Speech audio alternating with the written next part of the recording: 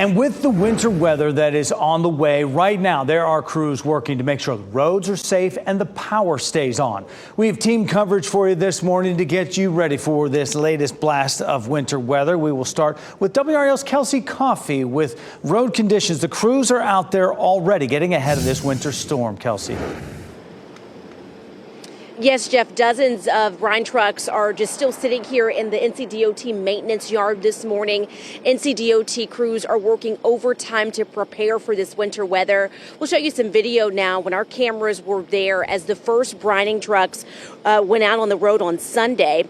Doug McNeil with NCDOT says they are putting 200,000 or 300,000 gallons of brine down before the storm moves in.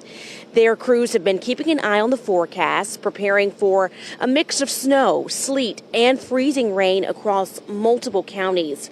They're focusing on brining the areas that freeze first, like bridges and interstates. Now, NCDOT is preparing for a large response in all of those counties near the Virginia line.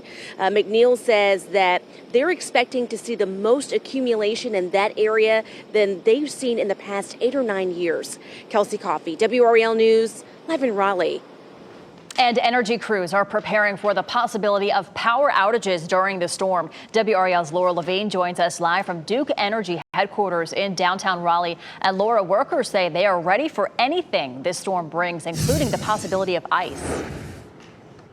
They are on standby right now. Good morning, Michelle. Duke Energy has tens of thousands of line and tree crews ready to respond to this winter blast. But the major problem right now with this winter storm that it's pretty hard to predict where they could see those widespread outages. Spokesperson Jeff Brooks says that there's two key factors in all of this: precipitation type and accumulation. That will determine how crews respond.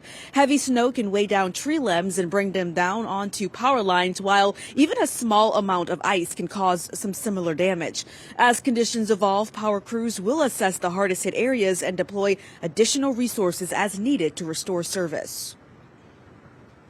It's going to take typically about 6 inches or more of wet snow before we see any tree limbs coming down, potentially on power lines. But if it were to be ice, it's only about a quarter of an inch or more.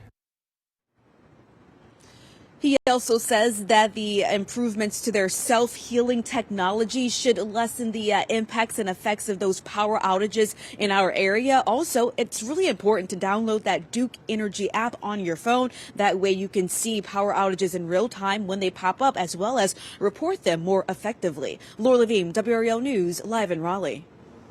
And this morning, Governor Josh Stein will give an update on preparations for this week's winter weather. He'll hold an emergency briefing at 11:15 at the Emergency Operations Center in Raleigh. Other emergency management officials will join him. You can watch it live on WRAL.com. And stick with WRAL all day for updates about the storm, including the latest forecast from our team of meteorologists. Watch our evening news from 4 until 7:30.